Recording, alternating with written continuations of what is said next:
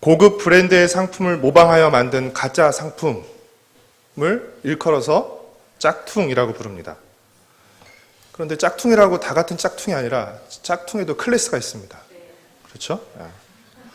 한눈에 보아도 가짜인 걸 알아볼 수 있는 아주 가짜 티가 물씬 나는 짝퉁이 있는가 하면 정품 매장에서도 잘 구별하지 못하는 진품 같은 짝퉁도 있습니다. 허접한 짝퉁이 있고 정교한 짝퉁이 있습니다. 짝퉁을 사더라도 짝퉁인 걸 알고 살면 그래도 괜찮지만 몰랐거나 속아서 진품인 줄 알고 짝퉁을 산 거라면 굉장히 속상하고 열받습니다. 그런데 더 큰 문제는 신발이나 가방 같은 물건에만 짝퉁이 있는 것이 아니라 행복에도 짝퉁이 있다는 것입니다. 짝퉁 행복이 있을 뿐 아니라 짝퉁 행복에도 허접한 짝퉁 행복이 있고 허접한 가짜 행복이 있는가 하면 진짜처럼 보이는 정교한 가짜 행복도 있다는 것입니다. 사람들은 알고도 짝퉁 행복을 추구하기도 하고 모르고 짝퉁 행복을 추구하기도 합니다. 전도자는 우리에게 전도서를 통해서 한 가지 질문을 던집니다. 진짜 사람을 행복하게 하는 것이 무엇인가? 라는 질문을 던집니다. 짝퉁 행복이 아닌 진짜 행복은 무엇인지를 우리에게 묻습니다. 우리 중 행복을 원치 않는 사람은 단 한 사람도 없기에 전도자의 질문은 오늘 우리에게도 해당되는 질문입니다. 사랑하는 성도 여러분, 진정 우리를 행복하게 하는 것은 무엇일까요? 진짜 행복은 무엇일까요? 이 질문은 정말 필요하고 중요한 질문입니다. 아주 좋은 질문입니다.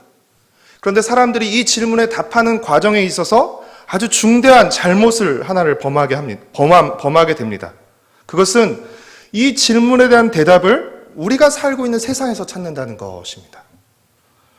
우리는 일반적으로 주위 사람들이 하는 말들, 은행 잔고가 얼마는 있어야지, 중형차나 외제차는 타고 다녀야지, 몇 평짜리 최소한 몇 평 이상의 자기 집은 있어야지 등등의 말을 통해서 그것이 우리를 행복하게 하는 것들이라고 인식하게 됩니다.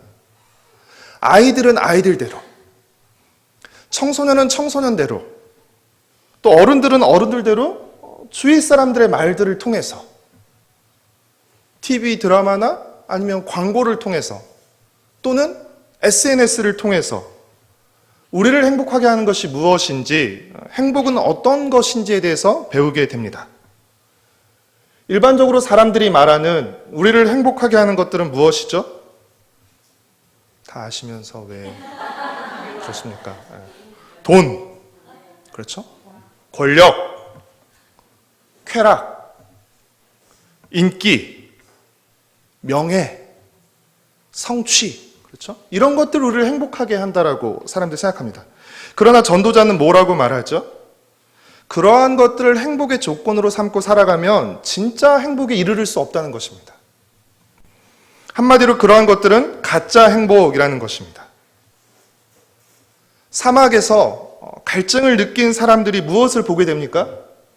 신기루, 그렇죠? 오아시스 신기루를 보게 되죠. 열심히 달려가지만 신기루였듯이 제가 앞서 말씀드렸던 돈과 권력, 쾌락과 인기, 명예와 성취 등은 있는 것처럼 보이지만, 그것이 우리에게 행복을 줄 것처럼 보이지만 우리가 그것을 쫓아가면 사라지고 없어져 버리는 안개나 수증기와 같다는 것입니다. 전도서의 표현을 빌려서 사용하자면 그것이 무엇이죠? 바로 헤벨인 것입니다. 이미 전도자는 전도서 2장에서 원하는 모든 것을 소유하고 원하는, 계획하는 모든 것을 성취했던 한 사람, 우리가 솔로몬으로 여겨지는 그 한 사람을 내세워서 그 모든 결과가 뭐라고 말해요? 이 사람은 원하는 모든 것을 다 소유했습니다. 그리고 자신이 바라는 모든 계획을 다 성취했어요. 그런데 그 사람의 결론은 무엇이었죠? 헤벨이라고 선언했습니다. 진짜 행복을 줄 거라고 생각했던 것들이, 진짜 행복이라고 생각했던 것들이 사실은 짝퉁에 불과한 것이라고 결론을 내린 것입니다. 사랑하는 성도 여러분, 세상이 행복을 줄 것이라고, 이것이 진짜 행복이라고 주장하지만, 그러나 전도자는 헤벨이라고 결론 내린 그 길의 가장 결정적인 결함은 무엇일까요? 여러분, 세상이 주장하는 행복에는 뭐가 빠졌죠? 하나님이 계시지 않는다는 것입니다. 여러분, 세상의 행복이라고 말하는 그 모든 모습을 한번 떠올려 보십시오. 화려한 옷, 비싼 백, 최고급 외제차, 넓은 정원과 저택, 그리고 해외의 멋진 리조트. 여러분, 세상의 행복이라고 말하는 모습을 한번 떠올려 보십시오. 그 모든 행복의 장면에는 하나님이 존재하지 않습니다. 결국 세상이, 사람들이 추구하는 행복이란 하나님 없는 행복을 말하는 것입니다. 하나님 없이도 아무 어려움이나 부족함 없이 잘 살아가는 것을 의미합니다. 그들이 말하는 행복이란 바로 그런 것이죠. 하나님을 믿지 않고도, 하나님을 예배하지 않고도, 하나님을 의지하지 않고도 넉넉하고 풍족하게 살아가는 삶을 행복이라고 여긴다는 것입니다. 여러분, 이 모든 주장에 깔린 생각이 무엇이죠? 하나님 없이도 얼마든지 행복하게 살 수 있다는 것. 이 생각이 밑에 깔려 있는 것이고, 그러한 삶을 추구하는 것이죠. 그러나 사랑하는 성도 여러분, 진짜 행복은 하나님 안에 있고 하나님과 함께 하는 데 있습니다. 지난 주일 양 목사님께서 설교하셨던 것처럼 그 설교의 표현을 빌리자면 진짜 행복은 어디에 있어요? 예수 그리스도란 문 안에 있다는 것입니다. 예수 그리스도란 문 안에 진짜 행복이 있는 것이지 이 문 밖에 진짜 행복은 있지 않다는 것입니다. 사랑하는 성도 여러분, 진짜 행복은 하나님 안에 있습니다. 하나님 밖에는 진짜 행복이 없습니다. 왜 그렇죠? 왜 하나님 밖에는 진짜 행복이 없고 하나님 안에만 진짜 행복이 있는 것입니까? 하나님께서 우리가 살아가는 이 세상을 만드신 분이시기 때문에 그래요. 우리가 살아가는 세상이 하나님이 만드신 세상이기 때문이고 하나님은 우리에게 복을 주신 분이시기 때문입니다. 우리가 살아가는 세상을 만드시고 이 안에서 복된 삶을 살아가도록 하나님께서 우리에게 복을 주신 분이시죠.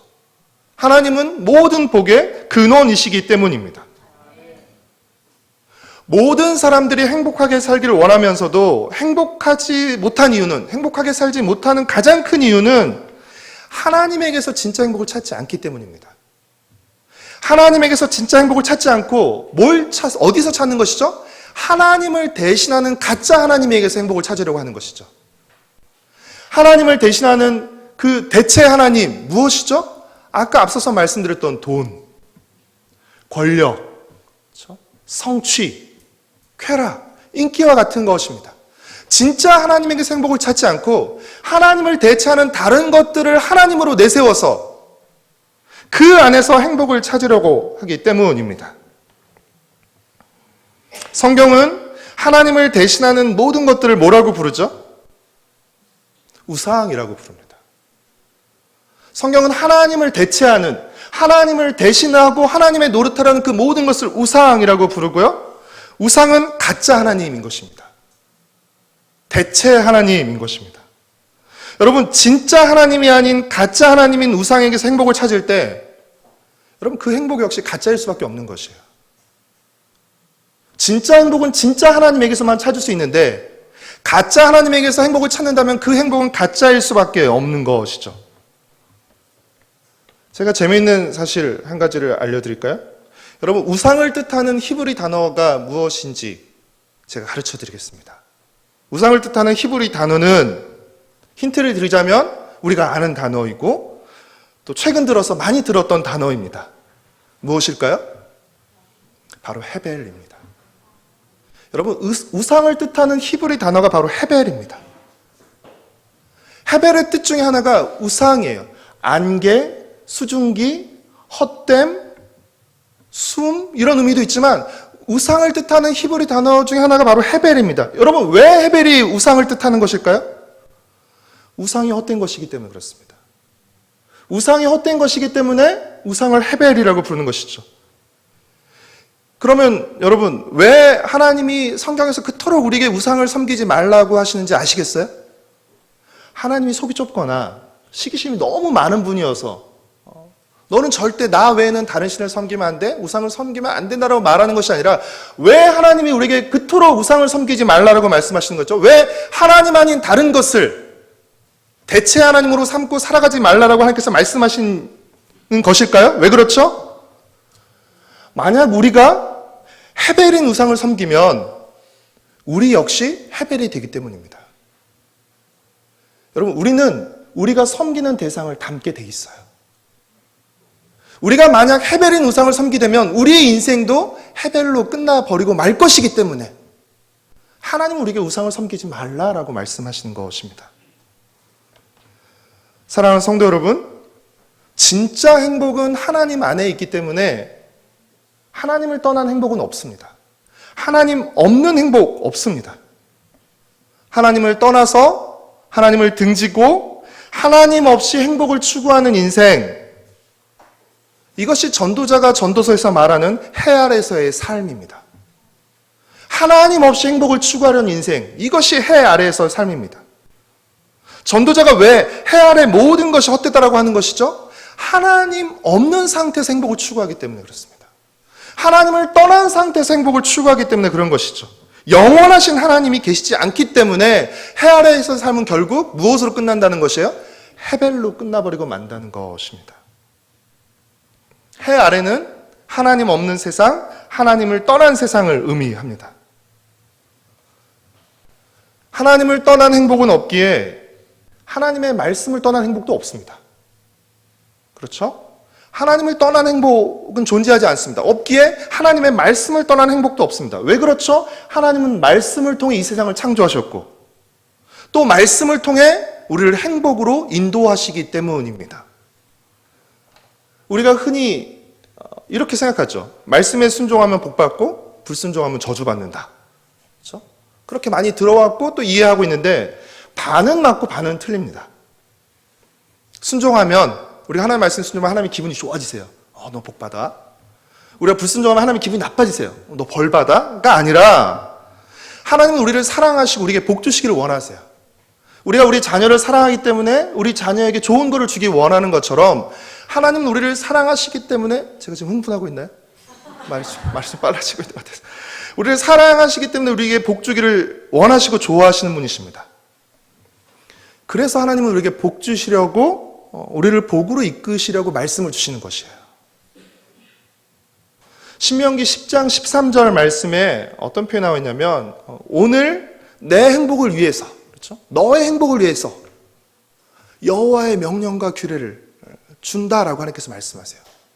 우리는 하나님의 명령과 규례 그러면 어떻게 하죠? 우리를 못 살게 굴려고, 우리를 꽉 가두려고, 그렇죠? 내 마음대로 못하게 하려고 하나님께서 명령과 규례를 주신다고 생각하지만 하나님께서 명령과 규례를 주신 이유는 무엇 때문이라고요? 우리의 행복을 위해서라는 것입니다. 하나님의 말씀은 한마디로 복으로 이끄는 길인 것이에요. 그래서 여러분, 복으로 이끄는 길인 말씀에 순종하면 우리는 어디에 도달하게 되는 거죠? 어디에 도달하게 되는 것입니까? 복으로 이끄는 길인 말씀에 순종하면 우리는 어디에 도달하게 되는 것이에요? 복에 도달하게 되는 것입니다. 그러나 복으로 이끄는 길인 말씀에 불순종해서 계속해서 반대로 가면 우리는 어디에 도달하게 되는 것이에요? 복과 점점 더 멀어지게 되죠. 복과 멀어지는 것이 바로 저주인 것입니다. 그렇게 행복의 첫걸음은 무엇이에요? 하나님의 말씀을 듣는 것입니다. 하나님의 말씀을 듣는 것. 그래서 복음서에서도 보면 예수님께서 여러 번 말씀하세요. 들을 귀 있는 자는 들으라. 지금 이 자리에도 다 앉아 계시지만, 귀를 다 갖고 계시지만, 들을 귀 있는 자는 들어야 되는 것이고, 마태복음 13장 16절에서 너희 귀가 들음으로 복되다라고 말씀하세요. 너희 귀가 들음으로 복되다. 전도서 5장 1절 말씀을 우리 함께 읽겠습니다. 너는 하나님의 집에 들어갈 때 내 발을 삼갈지어다. 가까이 하여 말씀을 듣는 것이 우매한 자들이 재물을 드리는 것보다 나으니 그들은 악을 행하면서도 깨닫지 못함이라. 여러분, 여기서 하나님의 집은 성전을 의미합니다. 전도자는 지금 뭐라고 말하고 있어요? 성전에 가서 재물을 드리는 것보다 말씀을 듣는 것이 우선이다라고 말씀하고 있는 것이에요. 성전에 가서 제물을 드리는 것보다 말씀을 듣는 것이 더 우선하고 중요하다라고 말합니다. 여러분, 물론 제물을 드리는 것은 결코 나쁜 일이 아니에요. 제물을 드리는 것은 잘못된 일이 아닙니다. 그러나 전도자는 뭐라고 말해요? 말씀을 듣지 않고 제물만 드리는 사람을 어떤 사람이라고 전도자는 부르고 있습니까? 우매한 자라고 부르고 있습니다. 말씀은 듣지 않고 제물만 드리는 사람을 우매한 자라고 부르고 있습니다. 사랑하는 성도 여러분, 예배에는 여러 순서가 있어요. 찬양도 있고, 설교도 있고, 기도도 있고, 헌금도 있고, 안내도 있습니다. 그러나 예배에서 가장 중요하고 우선하는 것은 무엇일까요? 바로 말씀입니다. 여러분, 예배에서 말씀이 가장 우선한다는 것은 설교자가 최고라는 의미가 아니에요.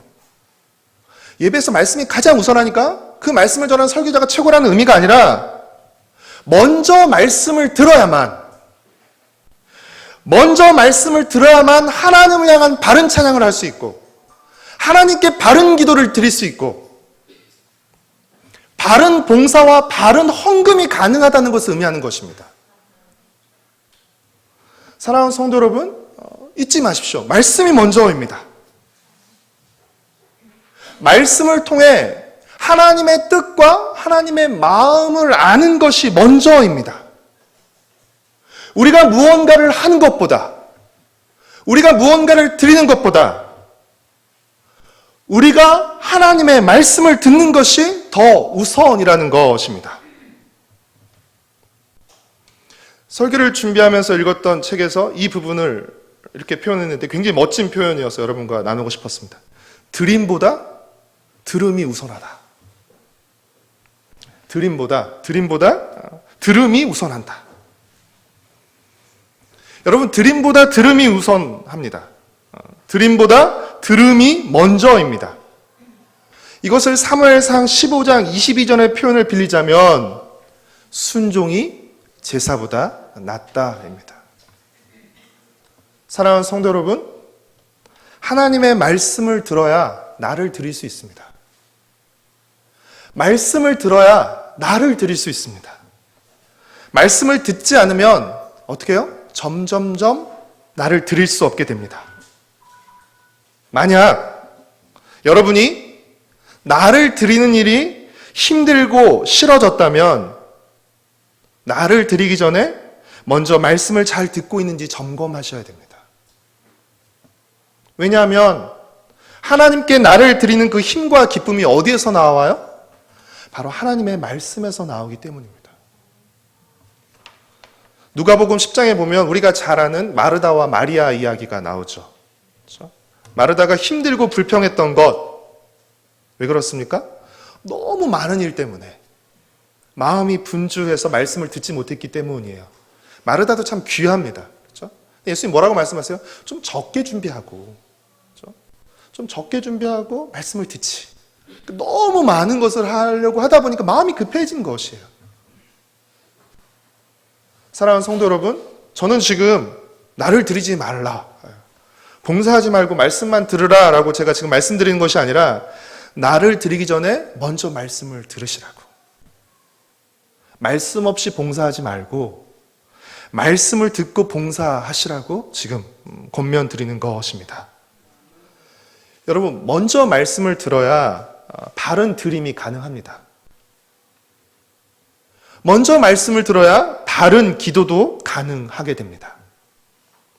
우리가 말씀을 듣지 않고 기도하면, 말씀을 듣지 않고 그래서 하나님의 뜻과 마음을 모르는 상태에서 기도하면 우리의 기도는 무엇으로 가득하게 될까요? 우리가 말씀을 통해서 하나님의 뜻과 마음을 모르는 상태에서 기도하면 우리의 기도는 무엇으로 가득하게 될까요? 우리의 뜻과 욕망으로 가득하게 됩니다. 열심히 굉장히 많이 기도하는 것처럼 보여요. 그러나 우리는 얼마든지 하나님의 뜻과 다른 기도를 할 수 있습니다. 우리는 자꾸 시간으로, 소리로, 눈물의 양으로 뭔가 이렇게 승부를 보려고 하지만 중요한 것은 얼마나 하나님의 뜻과 우리의 뜻이, 그렇죠? 기도를 통해 일치하느냐가 제일 중요한 것이죠.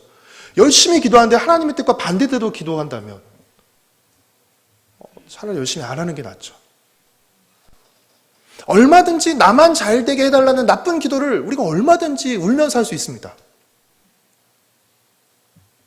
그렇게 우리는 먼저 하나님의 말씀을 들어야 됩니다.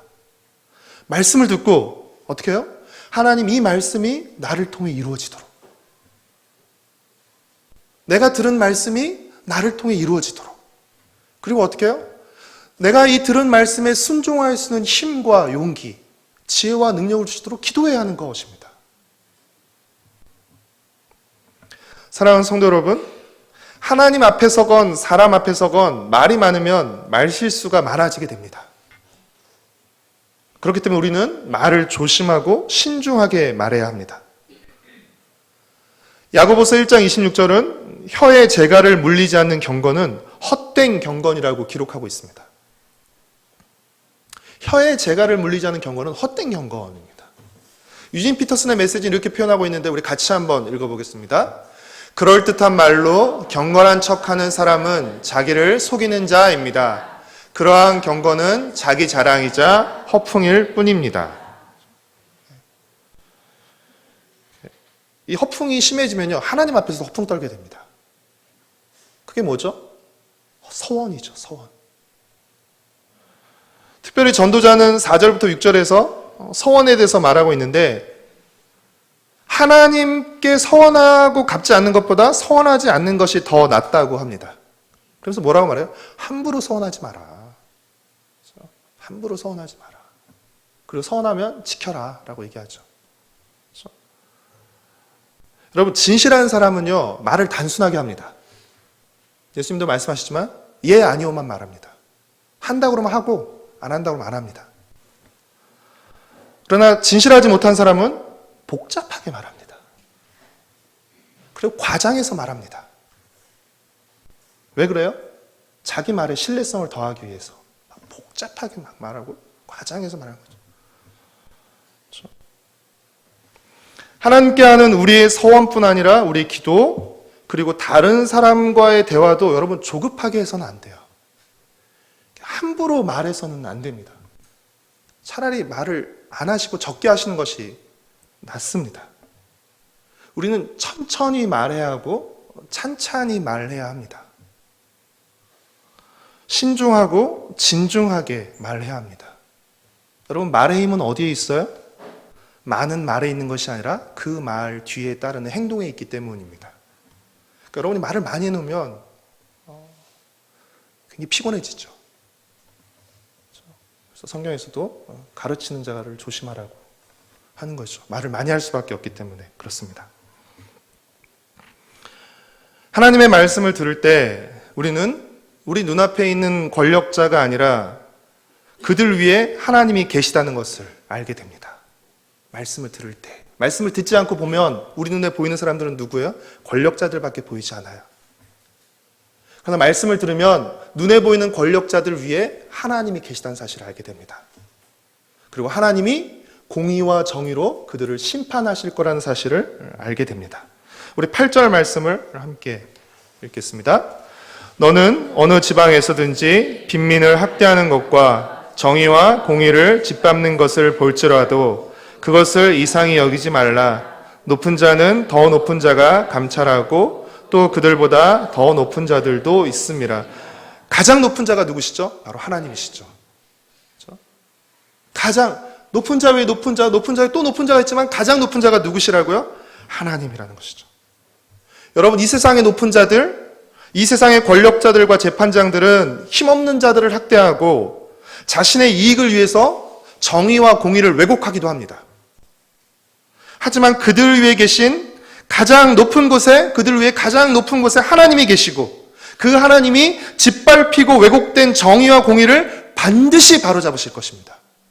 말씀을 들을 때 우리는 이 사실을 깨닫게 되는 것이에요. 말씀을 듣지 않으면 우리 눈앞에 보이는 현실이 다라고 여겨집니다.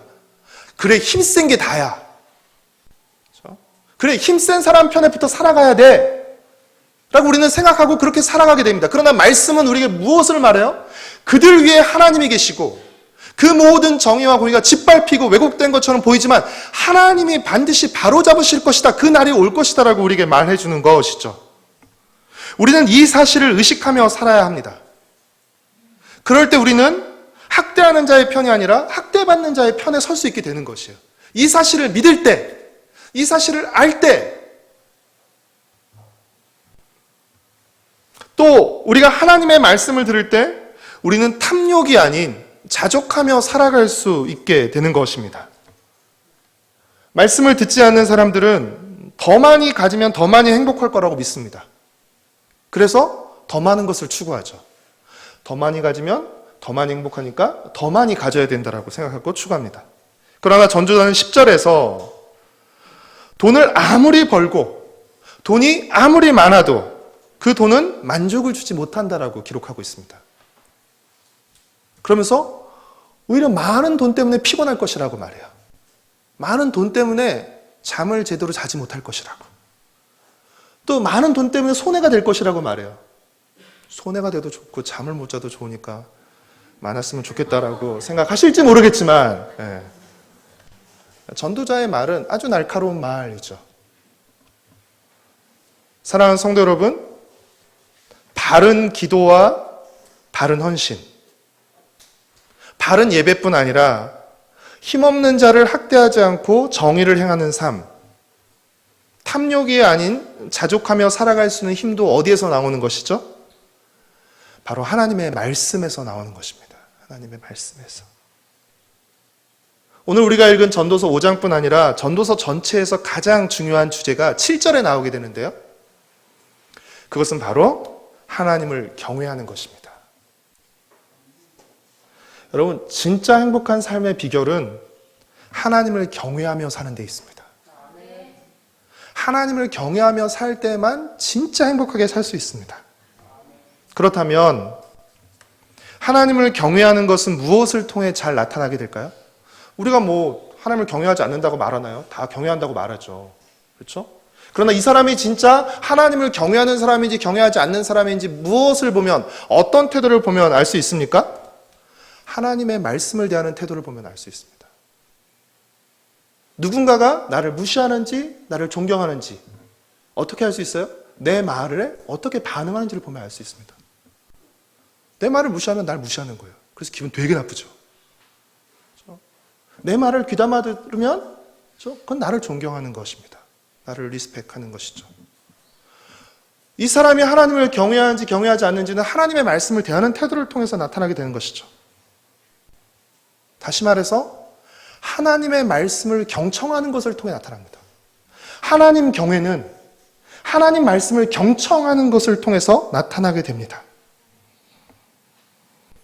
하나님의 말씀을 어떻게 대하냐를 통해서 이 사람이 하나님을 경외하는 사람인지 하나님을 경시하는 사람인지가 선명하게 드러나게 됩니다. 사랑하는 성도 여러분, 여러분은 하나님의 말씀을 어떻게 대하고 있습니까? 귀 기울여 하나님의 말씀을 듣고 있습니까? 하나님의 말씀에 귀를 막고 있습니까? 하나님을 경외하는 사람은 반드시 하나님의 말씀을 경청하게 되어 있습니다. 다시 말씀드립니다.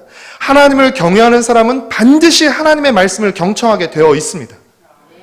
하나님의 말씀을 경청하는 것이 바로 하나님을 경외하는 것이기 때문에 그렇습니다. 사랑하는 성도 여러분, 로마서 10장 17절은 믿음이 들음에서 난다라고 기록하고 있습니다. 믿음은 하나님의 말씀을 들음에서 납니다. 그러나 믿음뿐 아니라 행복도 말씀을 들음에서 납니다. 왜냐하면 진짜 행복은 하나님에게서 나오고 하나님은 우리에게 복 주시기를 원하시는 분이시기 때문입니다. 하나님은 말씀을 통해서 우리를 복으로 이끄시기 때문입니다. 저를 한번 따라서 해보시겠습니까? 하나님의 말씀은 복으로 이끄는 길이다. 하나님의 말씀은 참된 행복의 길이다.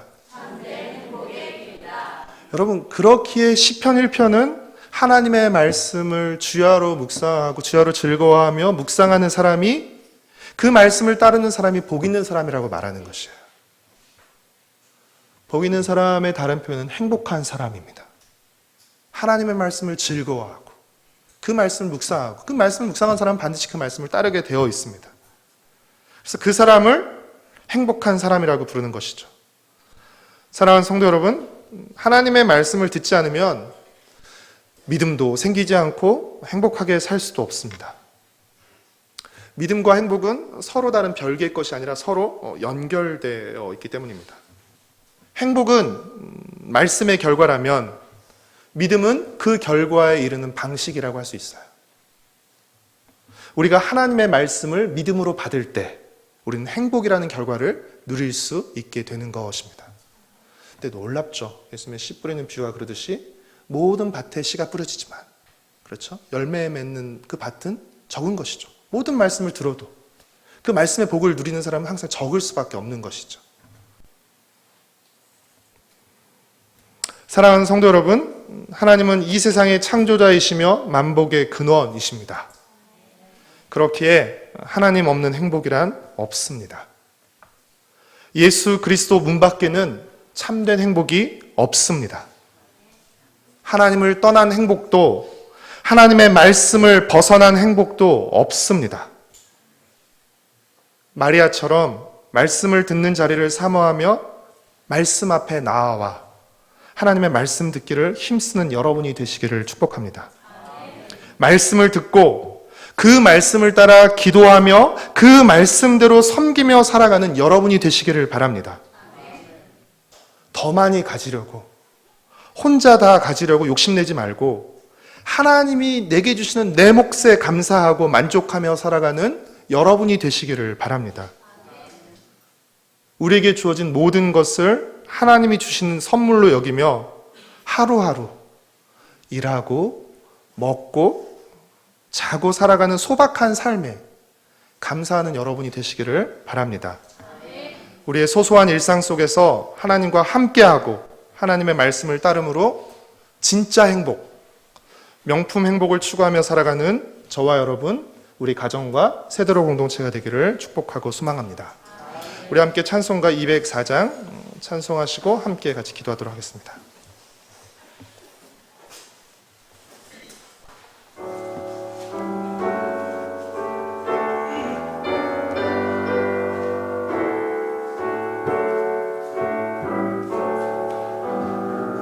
주의 말씀 듣고서 준행하는 자는